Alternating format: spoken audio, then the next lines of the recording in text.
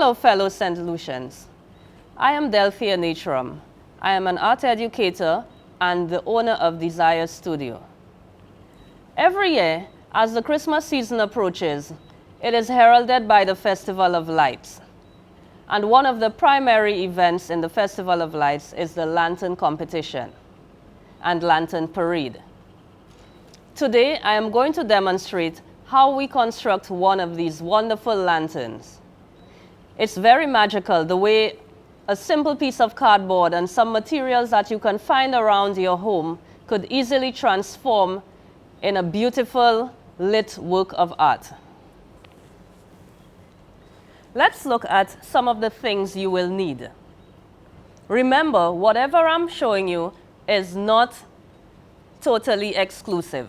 You can use other materials found around. Many of our lanterns are actually built out of cardboard. However, we incorporate other materials. The colorful window panes that you find in the lanterns are often created using crepe paper. I'm sure we all remember the crepe paper we would make the wreaths from. We also use the tissue paper which line gift boxes, and they do come in a large variety of colors. In addition, you need wire at times so that you could create your handle, because a lantern is supposed to have some sort of portability. You should be able to carry your lantern. For cutting, we use scissors. So you have your plain straight edge scissors. You also have scissors which come with patterned blades, so you could actually cut out spirals and other designs. And of course, we can never do without our trusty utility knife. So these come with extendable blades which can be adjusted to various depths depending on the material that you are using. Now, to put our lantern together, we need different adhesives. So, of course, you would use your tape. The glue gun is often very useful as it gives you a quick, strong bond. And, of course, on the market, we have silicone glue, which is a quick drying glue. You have adhesive spray, which is another quick medium, and you can spread it over a vast surface very quickly so that you can glue material to a surface. And of course, your little white glue, which is usually used to stick on the colorful paints of color onto your cardboard.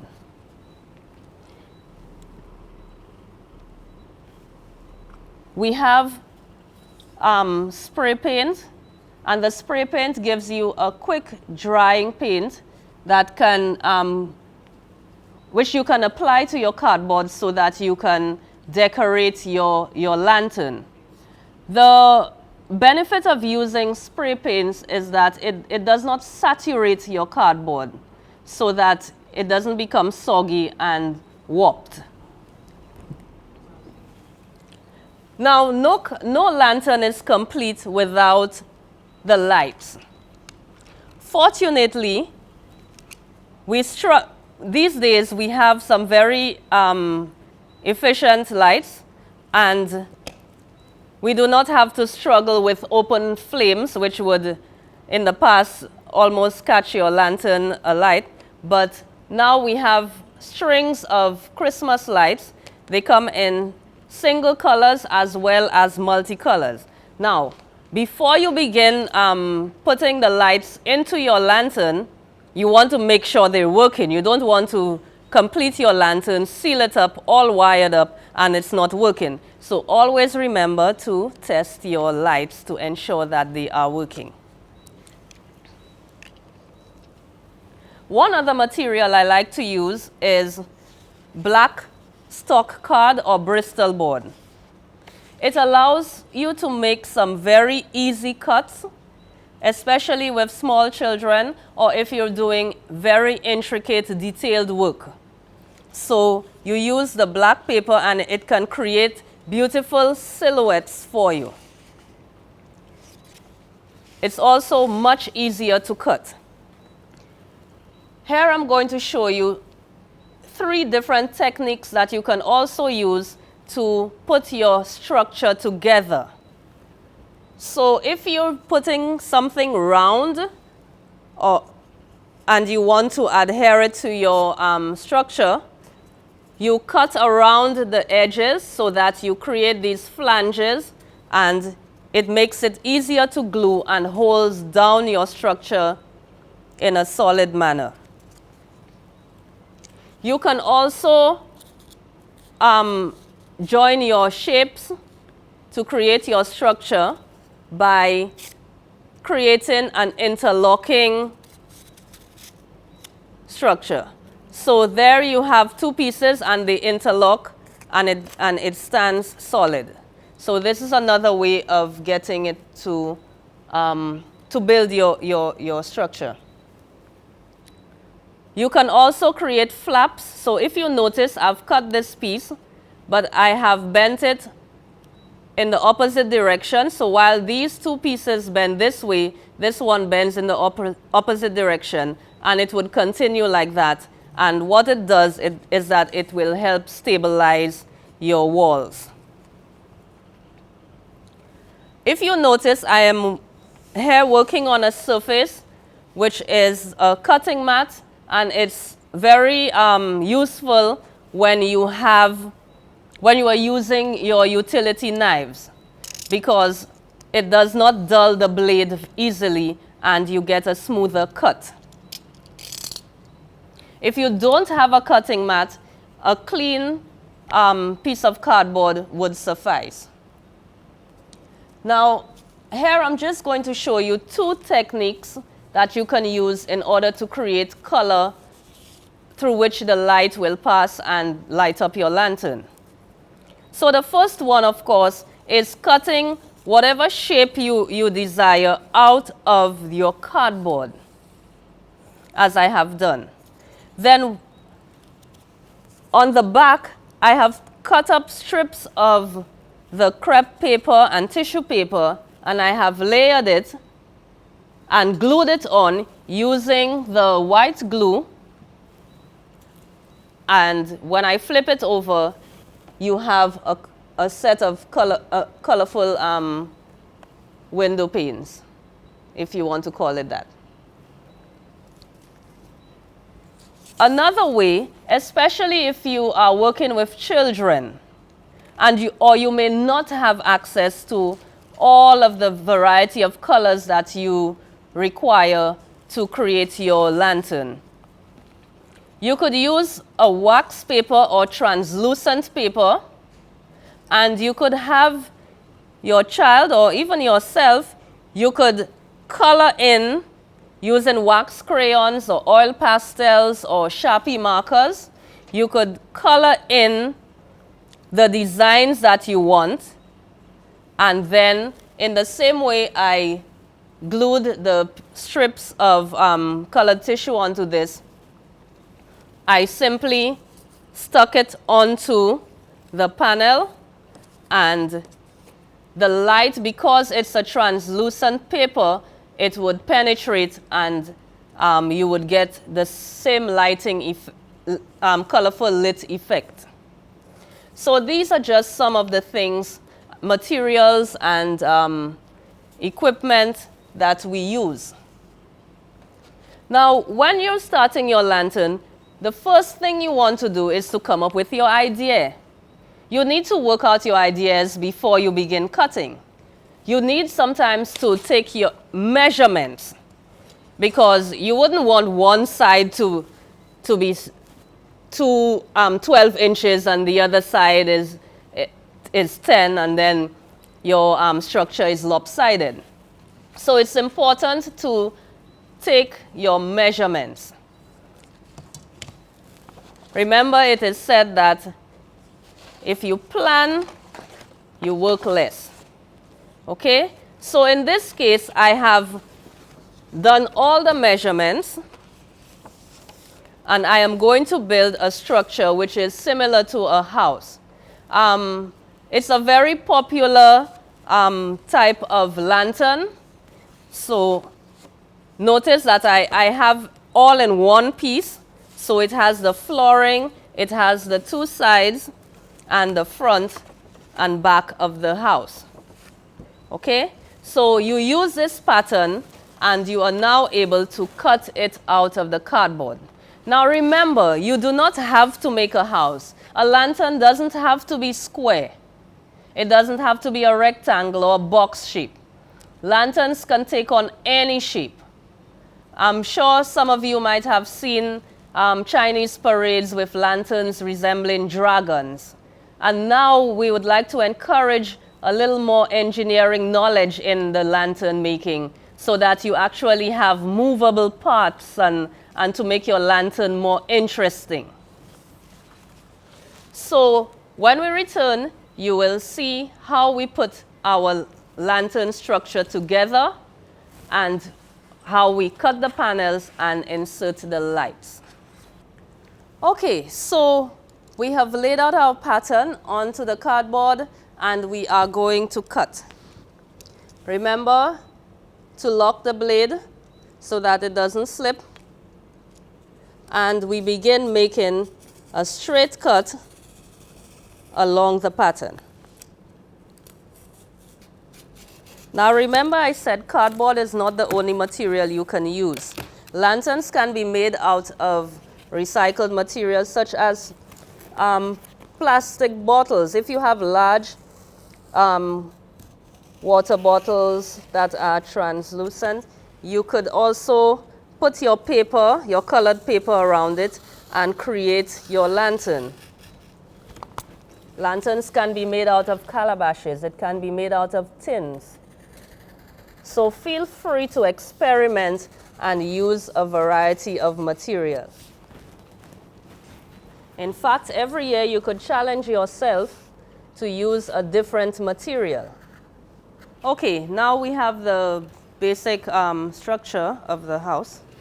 So I'm going to cut out one of the areas which we are going to fill with the colored paper. Okay, so I've cut this area out. And then I'm going to use the black paper, show you how I use the black paper.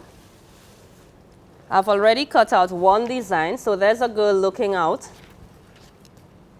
And then I'm going to cut like a floral sort of starburst over her. So as I said, the stock card is very easy to cut. You can cut your designs directly out of the cardboard.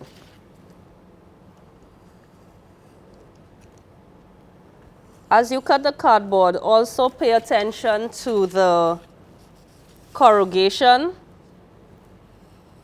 where the lines run, as it may weaken your structure. So ensure that you have vertical lines which are stronger. Okay, now we have our design cut out. So the next step is to layer the open slots with the colored tissue paper, and then we simply carry it across, position it, and glue it onto our the side of our house. Okay, so we also have another pane cut out of our cardboard, and we'll use this example that we had from before, and I'm just going to glue it in place so you get to see how the colored panels work. And here I'm using my silicone glue this time, because remember we said it's quick drying.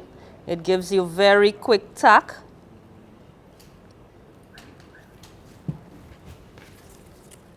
And always remember to double check before you stick your panel on back to front.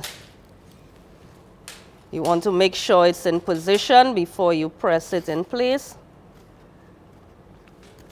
And there we have one of our windows up. Okay? Now there's a simple technique to get your cardboard to bend. You have to be gentle, so you can use your ruler and you can align it and just score the cardboard lightly on the opposite side. A light score mark. You don't want to cut right through. Just score it lightly. And it allows the cardboard to bend easily. There we go. See how easy that was. So you can tape your walls together, put some glue, and then tape it in place. So we're going to do that now. So here we have our structure.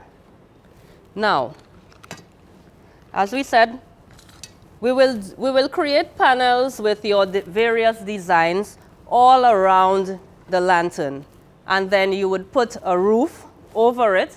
You could cut designs into the roof also. And remember, you would want to put a handle, so probably from the corners here, you'd want to put a piece of wire or ribbon so that you could easily carry your lantern. Okay? So we put in our lights. And again, you could use the tape because you want to use your lights next year.